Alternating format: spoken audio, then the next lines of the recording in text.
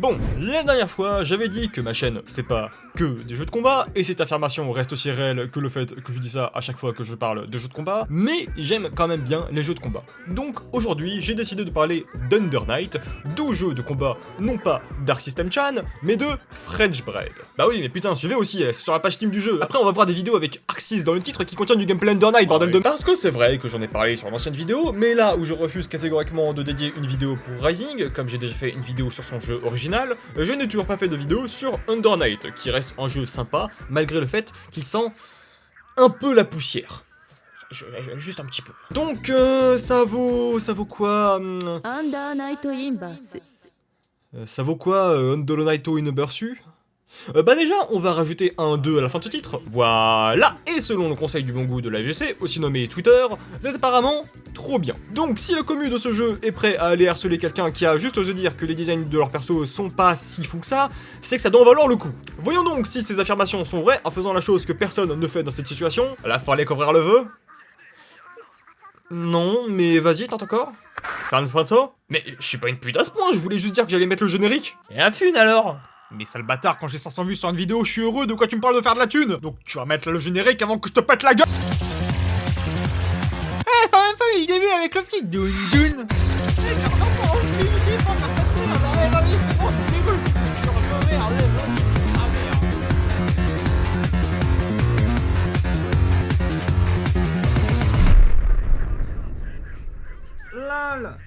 Juste, commençons par une séance d'auto-gaslight, car ce jeu adore les vieilleries et traditions d'un ancien temps. Afin de ne pas être déstabilisé par cela, il me faut donc que je me mette dans la peau d'un joueur d'Xrd.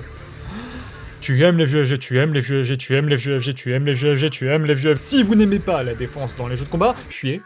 Je déconne pas, fuyez loin, c'est pas du niveau de Melty qui possède des DP, un Vulframer, Metterless, Safe on Block, mais chaque décision de game design dans Uni transpire d'amour pour la défense. Et je ne parle pas du centre commercial où se trouve une arche très grande avec beaucoup de vent qui circule au pied de cette dernière, mais des possibilités qui vous sont ouvertes pour sortir de l'offensif adverse, voire d'en profiter. Quelque part, ce jeu a la même définition que moi sur ce qu'est la défense dans les FG, car je ne vois que très rarement des défenses passives dans ce jeu quand je regarde du gameplay, mais ça ne veut pas pour autant dire que je m'amuse quand je suis confronté à toutes les options que mon adversaire peut me balancer à la tronche. Disons que ma philosophie dans les jeux de combat est originellement opposée à celui d'Uni. Pour moi, quand tu réussis à toucher ton adversaire on block pour démarrer une pressure, c'est naturel que tu aies beaucoup de possibilités pour l'ouvrir, et non pas que tu aies beaucoup de possibilités pour que tu te fasse ouvrir. Mais surtout, mon principal problème avec la défense de ce jeu, c'est que j'y ressens une certaine dissonance par rapport à ce que ça veut être. C'est bizarre à expliquer, donc je vais essayer d'être le plus clair possible. Quand je joue à un jeu au style plus posé, comme SF6 ou Rising, j'ai tendance à facilement accepter que jouer ultra agressif ne sera pas aussi récompensé qu'un game plan plus calme, plus passif, plus défensif.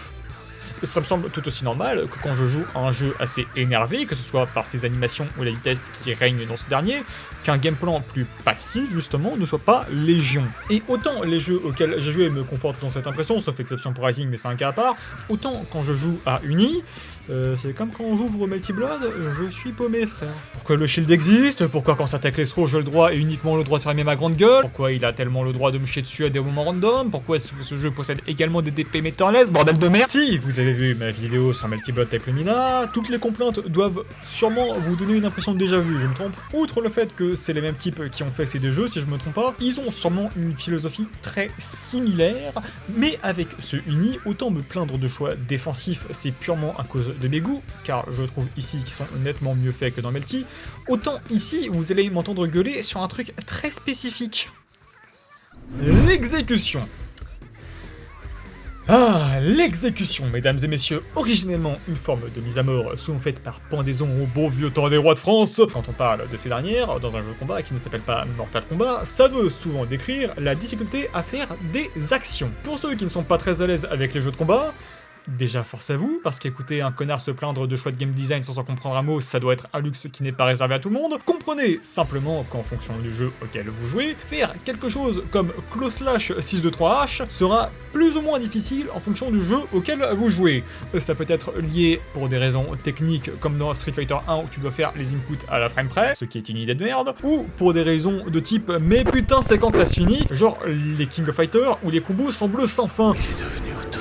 Et dans Uni, vous prenez ces deux raisons, vous les combinez et paf, ça donne des persos qui ont des charges de 2 secondes top chrono avec du negative edge. Et croyez-moi que c'est un mélange hautement illégal qui vous fera développer de l'arthrite sur le long terme. Et des persos au timing infernal qui ont des combos durs, c'est légion, putain. Et c'est pas facile de parler de ce genre de problème, car comme je l'avais dit sur ma vidéo sur Melty Blood, je ne peux pas vous passer la manette pour que vous le constatiez. Mais cacher du gameplay derrière un si grand skill check est juste pour moi un immense gâchis. C'est éloigné des gens qui auraient pu être intéressés par le jeu. Tiens d'ailleurs, chez à ceux qui m'avaient dit qu'Uni 2 ramènera des joueurs sur la série, c'est pas... Je suis désolé, hein, les stats vous disent que vous avez tort, et ça donne des choix de game design des plus douteux, juste parce que faire certaines actions sont compliquées à faire, c'est un argument de merde sur lequel tu ne pourras pas te cacher derrière ça éternellement. Le skill check, c'est juste un tue la qualité de vie dans un FG. Mais ceux qui sont prêts à sniquer les doigts pour jouer un perso au pixel près inversé supplément negative edge, ils vont pas rater leur phase. Et crois-moi que ça va gueuler, car affronter un perso en god mode, c'est pas le pic de l'équilibrage. Et en plus, ça crée un fossé débilement grand entre ceux qui savent faire les phases dures en exec et ceux qui n'y arrivent pas. Donc quand tu veux apprendre à jouer contre, tu dois te taper un joueur pro qui a gagné je ne sais pas combien de tournois stack. Super.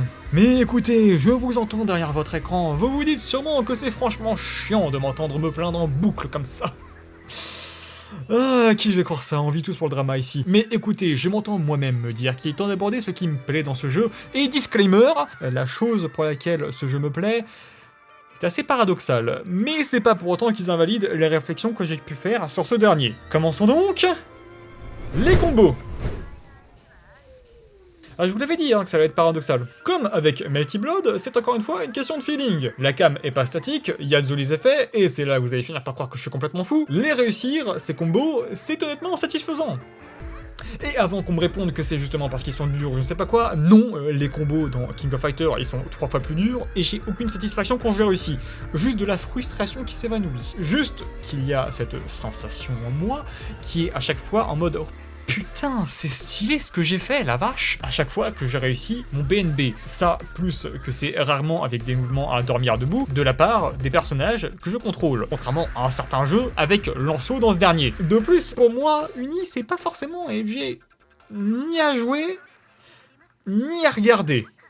Oui, je sais, ça semble complètement con dit comme ça, mais laissez-moi terminer. Mais un FG sur lequel se challenger, si je puis dire. En gros, pour moi, quand un FG a une exec pour accro à la dopamine, je l'ouvre souvent pour un truc, aller en training ou en tryhard. Pourquoi ? Parce que si j'ai la flemme de me mettre dans une situation de merde en ratant un DP qui devait arriver en hit mais qui finit en whiff, je préfère largement le faire dans un mode où je peux recommencer le 10 combo en boucle. Et contrairement à dans d'autres jeux où je me sens bien plus heureux quand je réussis les combos de ce dernier, eh bien... Paradoxalement, la chose pour laquelle je me suis plaint durant 5 minutes devient une qualité parce que je me surprends souvent à rester en training comme un con, à me martyriser sur des combos d'autistes qui te demandent d'effectuer des combos à la frame près pour que ton perso daigne faire son combo. Je le redis, en jeu quand vous affrontez un autre être humain, je trouve que l'exec est un argument plus ou moins acceptable pour Alt F4, mais en solo, je trouve que c'est la raison pour ouvrir ce jeu.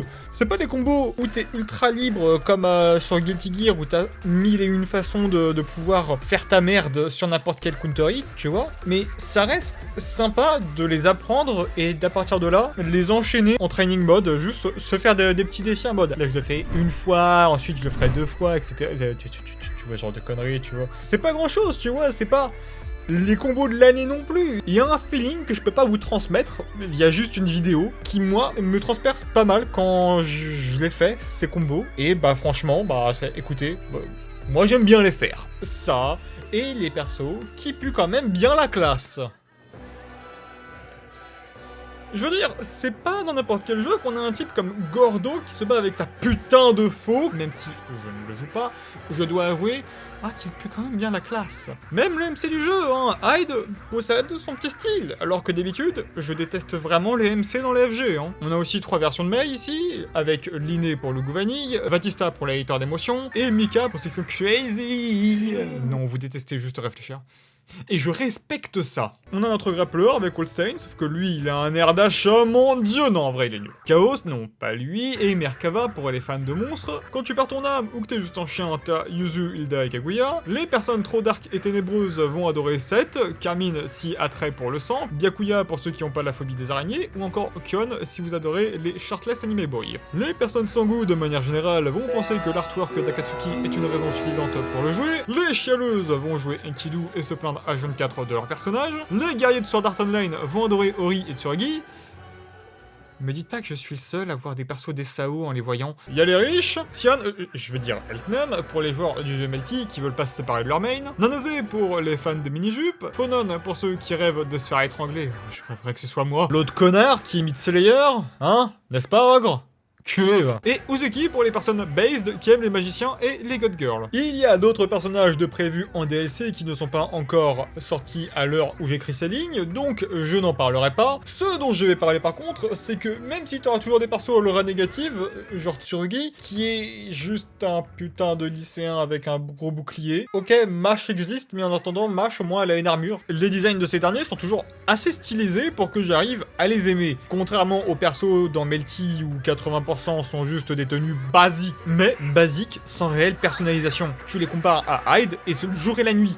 Ça aurait été un perso de Melty, le fraté aurait eu sa veste et sa ceinture bien serrée là, avec sa cravate qui dépasserait pas d'un centimètre et sa chemise bien rentrée dans son pantalon là. Bref, je trouve que les persos ont tous une bouille différente sans que ça soit trop choquant et à l'exception de quelques connards, ils sont cool. Maintenant place à la conclusion.